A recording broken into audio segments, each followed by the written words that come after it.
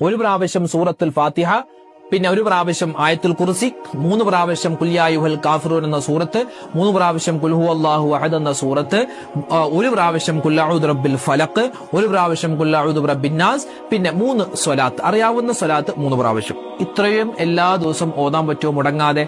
എങ്കിൽ ഇൻഷാ അല്ലാഹ് വെച്ചടി കയറ്റമുണ്ടാകും. കച്ചവടത്തിൽ ഖൈറുണ്ടാവാൻ, അതുപോലെ ശമ്പളം മുടങ്ങിക്കിടക്കുന്നു അത് തിരിച്ചു കിട്ടാൻ, അതുപോലെ സ്ഥാപനത്തിലേക്ക് ആളൊന്നും വരുന്നില്ല.